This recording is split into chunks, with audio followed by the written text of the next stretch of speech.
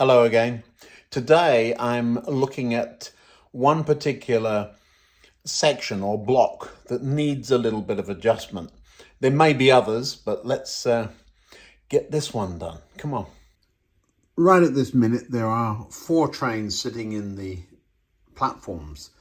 The Class 40 pulling its 5 carriages, and this is in the right place, even though it looks like it's sticking out the end. We'll get to that in a bit.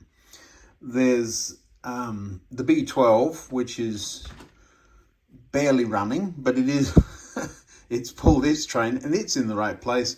Underground train and a 2-car sardine special. They're all more or less where you would want them. The steps for the station are there, so clearly this train you would want the space at this end.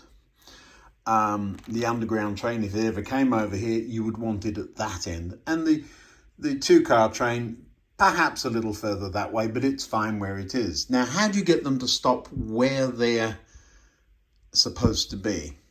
Well, there's a number of factors that go together. The first is, where's the block and where's the section and how does the computer know where it is? That's the first, and you've got to set some adjustments. The second is how fast the train goes, what kind of deceleration it has, and all of those good things. Then you have speed profiling. Now, speed profiling is something you have to do to each locomotive when it's had a service, and so that it slips a bit as it gets dirty and tired. And then once it starts sliding too far, you have to give it another service. But none of that has been done. And then, what if the train comes in the other way round? So if the train is pushing instead of pulling, now why would you do it with that? Well, you wouldn't. But with this, you might, and I have. Now, I was quite surprised when I first did it with this train that it came into the station and stopped exactly where it was supposed to. I thought, well, how's it doing that? And then I remembered the carriages have pickups because they have lighting and there's a chip inside and all that good stuff. So if you're going to go the wrong way, if you're going to shove a train into the platform, you would need to have resistors on the axles or something. Otherwise, the computer simply doesn't know where it is.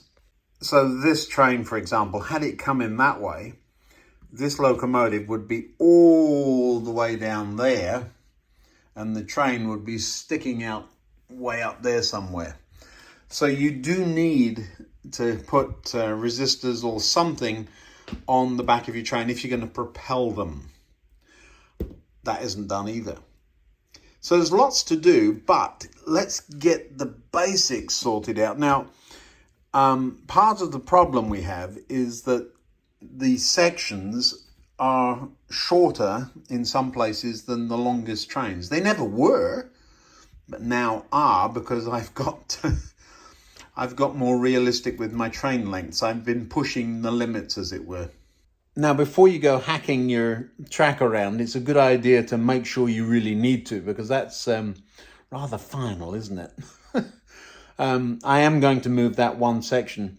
I'll show you on the computer what goes on, but we'll move one today. There are a couple of issues. Some of the EMUs, this one in particular, the pickup is there. It's in that bogie. I believe it picks up the whole carriage, but that's a whole carriage length. No pickups anywhere else. So when it comes into the station, it's set to stop there, but if it comes in the other way round, it's going to go a full carriage length further. Well, do you see, there isn't a full carriage length of space available. So you do have to watch that. The same applies to these. Now, while this one does come in and stop nicely there, it would be interesting to see what it did if it came the other way round. I know the other one used to, but I'm not sure about this. All of that stuff needs sorting out. It's a lot of work for each train. It's a lot of work for each section and so on. I'm just going to do one and give you a little clue about what's involved and what I get up to in the background when you're not watching. Now let me just show you the computer screen. each of the sections that are occupied show up. You see it's pink there and there. Class 40 is right there. It knows it's there, it knows what it is, it knows it's in the section. And that's because it's behind the section line. If it drifts on just a bit, it would go white. Let me show you with another train. This pink section there is simply because there's a train sitting in that section, but it has no idea what it is. I'll show you.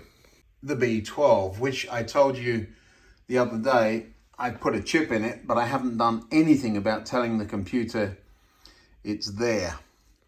Now, if the class 40 is sitting there behind this brake, not a problem.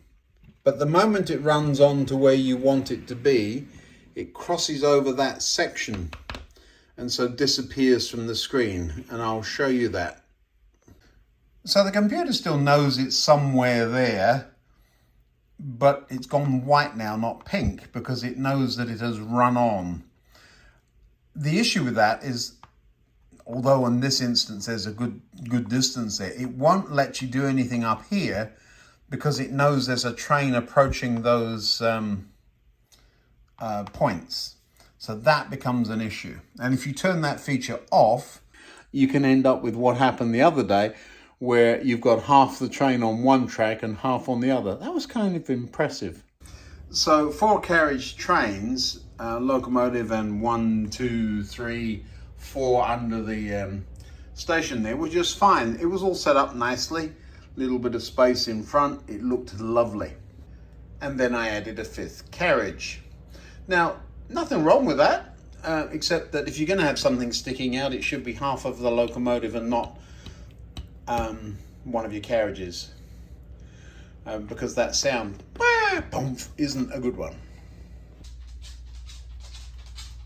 I thought you'd be here sooner or later. Hello. Your bed's over there, Sparky. Look, it's over that way.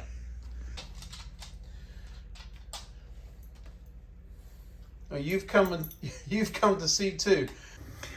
Now, if I'm using 5 carriage trains, we want at least that much of the locomotive sticking out at the end here. That's perfectly fine, but let's look at the other end. So it's now well and truly underneath. What we're going to do is just back it up a little bit until it's in the perfect spot. Well, there you go. Last carriage right at the top of the ramp. This is the end of the block here at this end, but at the other end, I'm going to push this back with my finger and you'll see what I'm talking about. There it is. So we're inside the block, but only just. This platform shorter. Now let's run this to where it was supposed to be there, and you'll see what the problem is. That one's pick up and go is still a little bit drastic.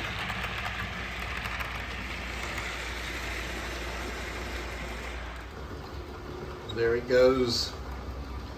So it's gone out of the station, turned around a loop, gone up a ramp. It'll come down the big incline at the back of the layout over there, swing around the dog bone at this end and back into the station. Now this time, it'll come into the station. Should slow down, it hasn't really. And again, it's going to creep forward until it gets where it's supposed to be, right at the end of the platform. Do you see that? So it's perfectly positioned, but even in that perfect position, I'm going to push it back a little bit. Do you see it's already over the end of the section? So there, and we'll look at the other end. Again, we have a problem. So that particular platform is short. So now we're going to move it forward until the end of the train is in the platform. Well, there we go. The last carriage right at the top of the ramp. So you would say perfect position. And certainly I can live with this at this end. That's the end of the platform there. But that is also where the end of the block is. So let me just check, see, does the computer even see that train anymore? And here's the problem. You see, although it knows it's there, the nose of that train is now off the end of the block. And because of the way the pickups are arranged, there's not enough of the train in the section to detect that it's actually in the section. Let me push it backwards until it shows up. So we'll do that here, and all I'm doing is driving the train backwards very slowly, and we'll see here when it shows up. And there you go. Perfect for a 4-carriage train. And the front wheels, let's just have a peep, just on the section. So, if we want the computer to know that that train is in the section and make it easy for it to stop in the right place, we need to move that one out there somewhere. Now, in this particular instance, the block or section is fed there. There's an insulated gap there, but the next feed point is there. So if I were to cut it here, it would give us another 6 inches, and I wouldn't have to change any wiring other than to bridge that gap with that. Probably what I will do instead is bring it a sensible distance ahead. So we'll say 1 carriage. So we'll measure that off and we'll move it.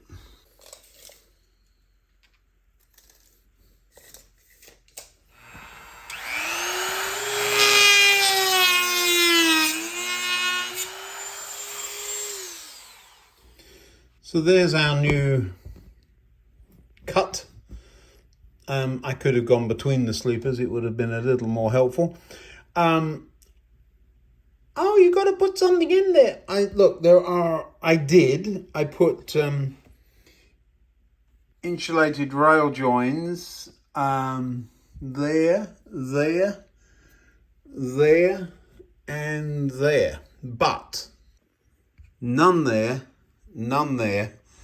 and have never had a single problem with those. If I have a problem with them, I'll do something about it. But for now, we're just going to solder the wires on. So on the top, this will cause confusion for me later, I'm quite sure, because there's an insulated rail join and I'm not taking it out and I'm not soldering anything up here. That wire will simply be joined to that wire. So that goes to the bus, I'm quite sure. So I'm not unsoldering it, I'll do it all underneath. We've got to put one more wire in over here, just to power that section. Although we'll run it, I'm almost sure it would run because there's bound to be another feed that way, but we're going to do it right. So somewhere here I've got to put a hole down and solder a dropper on. I'm going to do it there because I can reach there. I'm just checking under the board. There's nothing anywhere near there. Where's the brake? There. So we need to be this side of the brake. Anywhere there will do. There's a space. Triple checking. Nothing under there.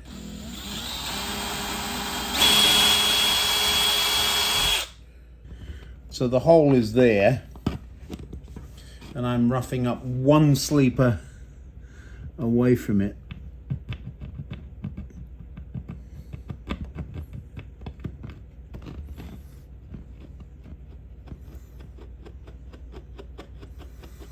That should do it. Well, you might get a giggle out of this. I have 3 of these pots that look very similar. One has tacky wax in it. Another one has grease in it, and this one has flux in it. Where's the hole? There it is. So a little bit of flux on there. Now I have a bigger soldering iron, but shouldn't need it. All right, so we poked the wire up from the bottom. There it is. Strip the end.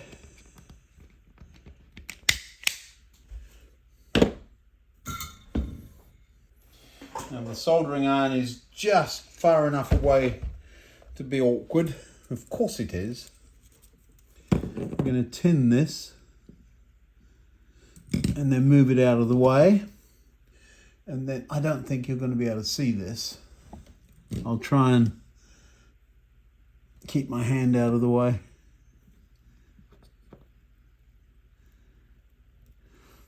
And it's taken already. Just trim this back a bit. We don't want too much there.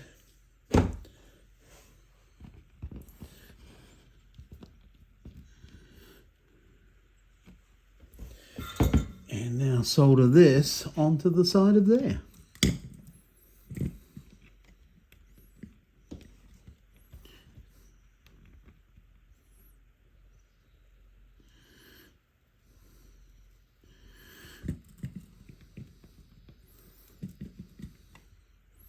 That is that. Done. Is there a melted sleeper? Oh, probably.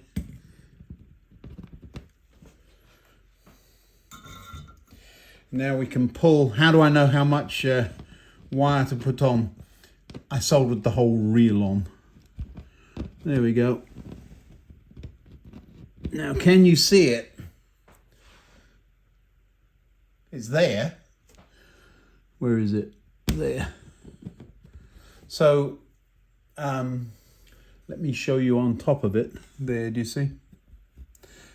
Right there. So the joint is down there. Let me take the camera off and just show you that. Now you can see it. But because it's over the back there, yeah, it's a little blob of solder right on the rail, but it's a good joint. It's sound. You're never going to see it. You won't see it from the front of the board, which is why that original joint is going to give me all kinds of confusion, because I'm not going to write this down anywhere. Of course not. Couple of checks. The first thing is, can I feel the join? There it is. So the wheels go click, click over that, but there's enough gap there to not worry about it. There's nothing on the inside. There's nothing on the top. Right. The wire isn't there, it's over here. And I went right past it. I couldn't even feel it with my finger half over that side. So, good joint. Now we've got to go under the board and finish off. I probably should put the track power off. It is still on. Under here is not that difficult either. This is the existing block detection. This is the track feed. So we've got to cut that one and join it to that one, and then here's the box of cable I've got down here on that one. So I'll do that. It'll take me a minute or two, and you don't need to see me burning my fingers, and I'll be back with you. So there's the Class 40 showing up in block, or it's in section, or whatever you want to call it. There it is, sticking way out in front. We're going to run it one more time to see where it stops. What I've done shouldn't change that. It will change it going the other way. So we're going to first bring it in the other way. So now the 40 is just going to go out of the platform, turn around on the reversing loop. It's taking its own sweet time getting up to speed, I will say. Oh, there we go.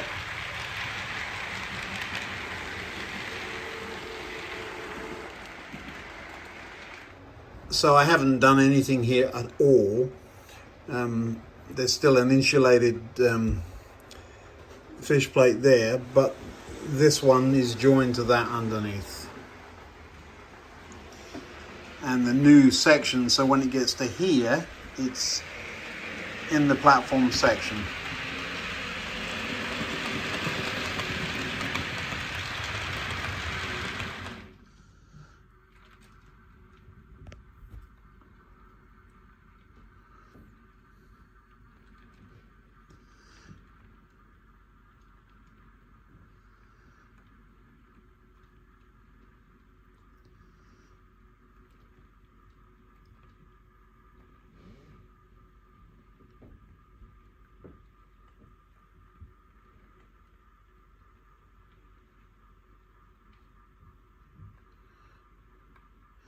Now, the reason it's doing this, you see that now it's gone all the way in there. The reason it's doing that and sticking all the way out this end is because I have asked the train to stop in the middle of the block. So now we've got to do some measurements and we've got to do some checks. We've got to make sure that the length of that train is actually 64 inches long. It is. The weight, 700 tons, we are not going to mess with that. Now then, this is the block, and we're going to edit the block because now it's longer than it used to be. And these markers are, so when it comes in from one end, immediately we want it slowing down. And we'll have a look, see what that yellow marker actually is in just a moment. Now what I've done is allowed the locomotive to run a little bit faster and told the system that 25 miles an hour is a higher setting, because I know some of the restrictions were 25 and it was doing about 2. So we've just upped that a little bit, and I've adjusted the length of the settings on the station section there. Now the section got about 12 inches longer, or something like that, but you don't want the train reacting just because of that. You still want the middle of the platform to be the middle of the platform. So there's quite a mental gymnastic game you have to play to get this thing to stop in the right place. So we'll see what it does with the settings I've got, and then I'll know from what I've done where I need to go. I think we've done this about 10 or 12 times now. I think this time around it'll work nicely. I finally got the distances set. And then the next trick I've got to work on is the deceleration. But that's a little more difficult because you have to do it on the train itself. And so then there's the balance. If this train stops in the right place, I've got to run another one to see if it does before I start adjusting the settings on the train itself. So as you see, there's a lot of messing about you have to do, all because of one new sectional gap. This time I've asked it to come in the other way round, so it's taking a minute or two.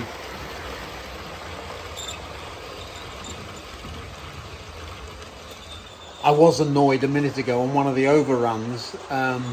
It went across the junction and I thought, I'll just start it from there. And the computer sent it a different way. So half the train was on one track and half on the other. It didn't actually derail, it was just, woo. So I think the second carriage must have been sitting right over the point. So the back wheels went one way and the front wheels went another. Lovely. Took a minute to sort that mess out.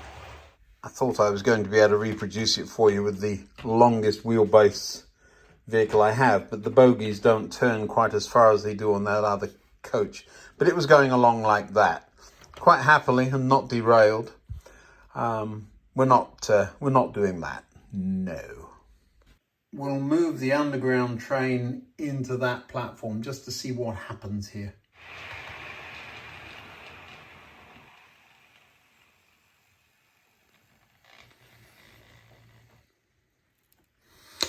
Again, stopped more or less where it did in the other platform. Let's see, did it stay in the station? Yeah, barely. So it could go an inch or two that way, which is fine with me.